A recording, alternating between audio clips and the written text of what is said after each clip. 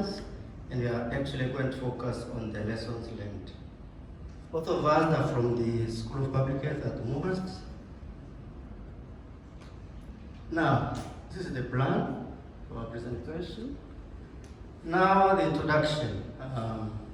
My colleague has been talking about leveraging the gap, or probably bridging the gap between what is the no-do gap. In the conventional research, we talk about the unknown, but in implementation research, which we talk about the knowledge. We know of the knowledge, we know of the evidence-based practices that are probably published.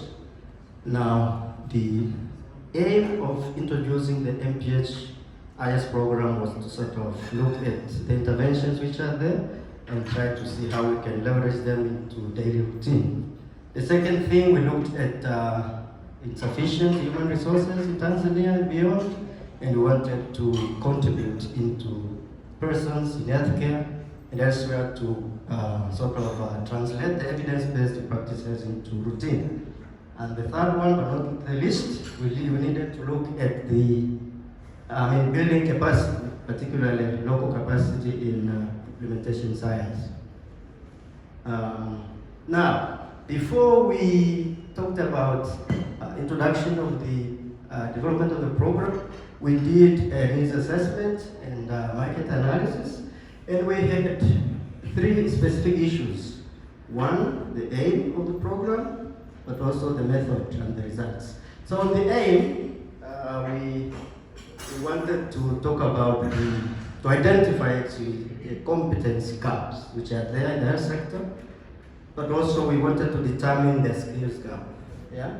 And the other one, we wanted to actually analyze the market needs. That's why we did the market assessment and analysis. The method we used, we rolled out a questionnaire, face-to-face and online, to 12 organizations, ranged from the Ministry of Health to get the feedback.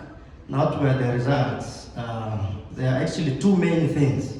One, we found that there was inadequate capacity to use the scientific methods to assess the improvement of uptake of evidence-based practices.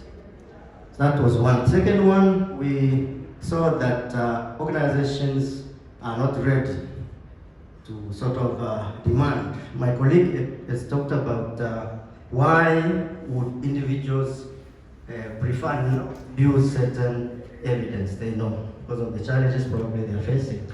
So those can be simplified in the 4 bullets. Now, after looking at the needs assessment, now we developed the program itself. But how did we develop it? One, we did a consultative process involving faculty members at MUHAS, and of course some were not at MUHAS. And the other thing, we looked at the core competencies, what should be achieved by the upcoming students by then. We looked at the content, so we talked to various institutions that were already offering the program, but also a few individuals who had gone outside to sort of undertake courses related to implementation science, but also we looked at teaching and assessment methods.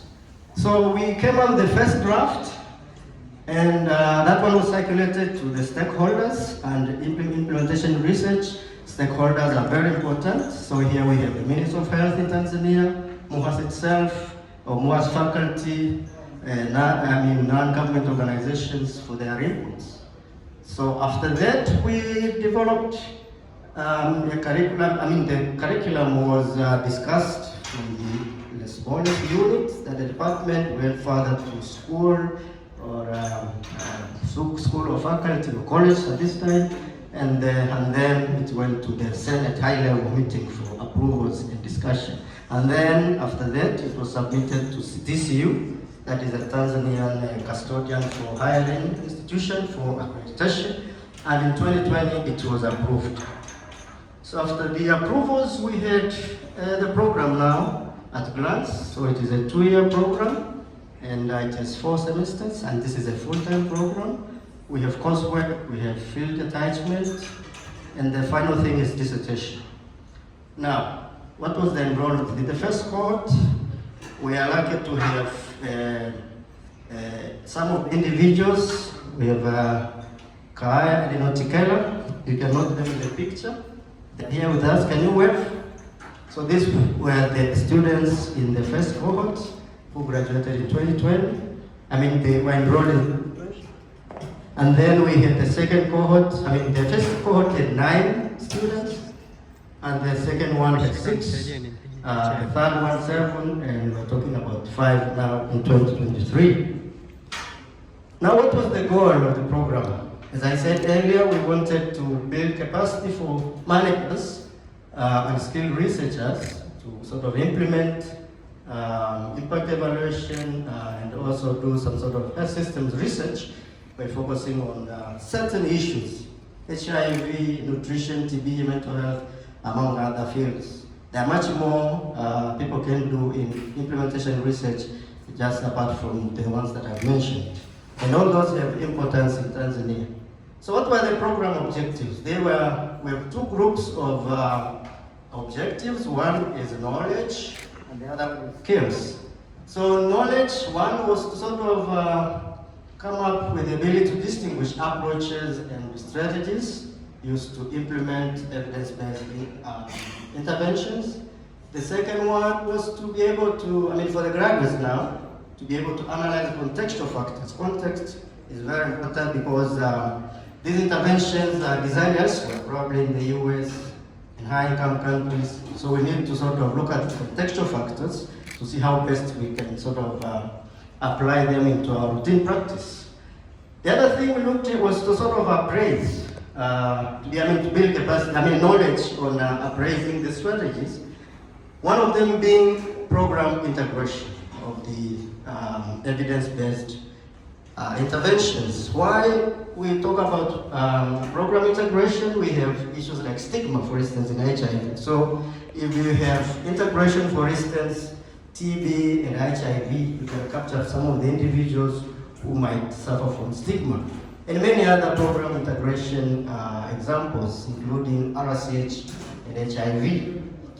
The fourth one, but not least, was to appraise the different approaches for evaluating implementation strategies. These are many, so these are some when it comes to knowledge. Now, on the skills now, after these students graduate, we wanted to see to it that they are able to sort of design different implementation approaches and strategies to promote uptake of these evidence-based interventions, which are from research. The second one, to do a critical appraisal of these approaches and the strategies. In academia, we entertain a lot of critical appraisal to be able to sort of think of the different point of view. The third one was to design comprehensive evaluation of the implementation strategies. And the other one was sort of policy formulation. We have individuals from the Ministry of Health and Pure Rights. These are the policy sort of individuals in the country.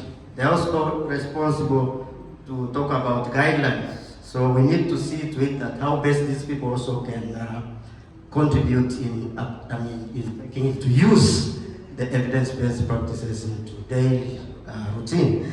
The last one, but not least, on the skills, we wanted to develop a scientific and sound implementation on the science-specific project proposal. These people should be able to develop implementation-related proposals, and we are very strict on this. We want not just focus on prevalence of malaria in Tanzania, but to talk about what are the interventions in malaria that can be, elevated to be used by the rest of the community, not just talking about probably prevalence or risk factors for the other conventional MPH students.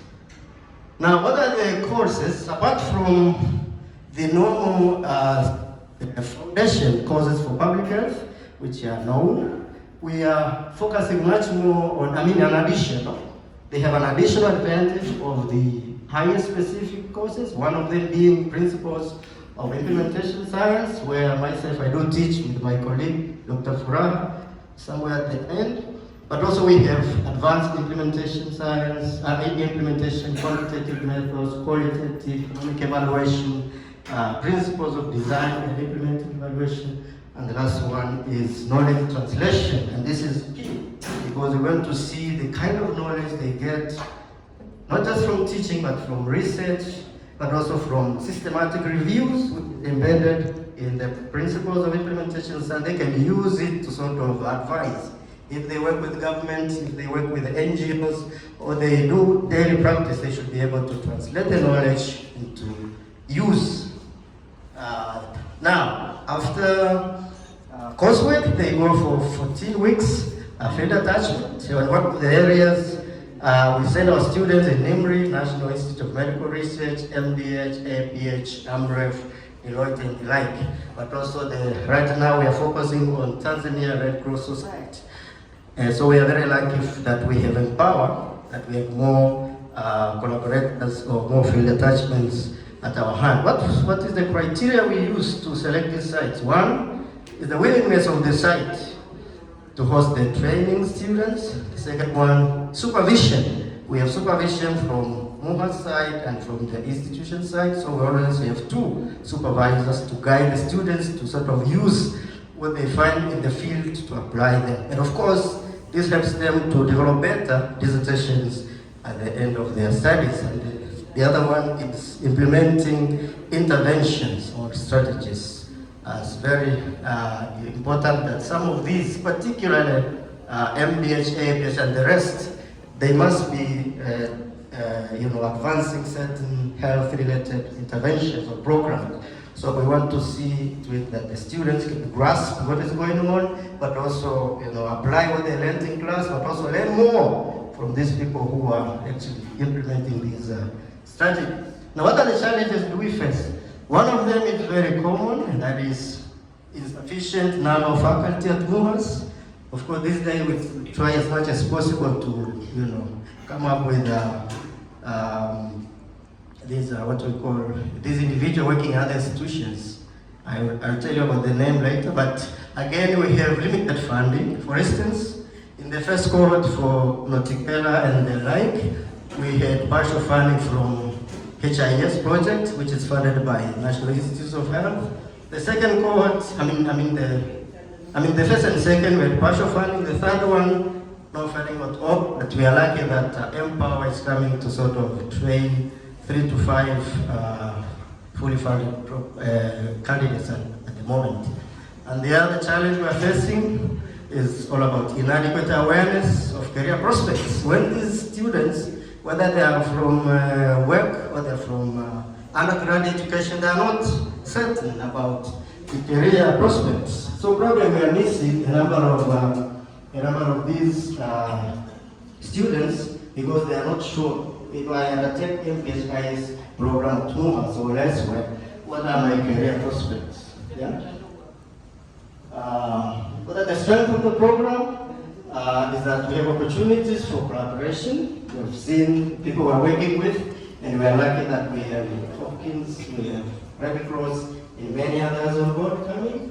The other one with high-level synthesis. I talked about systematic reviews. These people should be able to come up with high-level synthesis and application of knowledge into their, among us researchers or as practitioners. But also we have system alignment, which of course also leverages or bridges the no-do gap or MNE system. If you saw the second slide from my colleague, it was talking about from clinical research to implementation research. How do we make us to move from clinical research to implementation research? And the last one, this context is all about enhancement of fidelity. These are the issues we look at implementation research as outcomes. Fidelity, adoption, program integrations, the core engagement, of course, into daily routine or daily practices. What are the post-conclusive remarks we can come up with? One of them is that Empower project, Empower Tanzania Initiative is timely, and it's highly needed to ignite the fire, in the implementation research and implementation science trajectory in Tanzania and beyond. And of course, more training is needed. Yeah, that's where we still want to have more and more students. And the last one, we need more support, more collaboration in advancing this field, this new field of implementation research in Tanzania and beyond. So I'd like to acknowledge the support we got from NIH, the National Institute of Research, of Health in America, Harvard T.H. Chan School of Public Health, and together actually some of the individuals who teach in the program attended a summer program at this school. And the other one is MUHAS faculty who devoted their time. They made health, Pure Ranch, LPH, TCU, and many others. In this photo, we can see one of the students in the first cohort presenting his work in the Tanzania Health Summit. Thank you very much.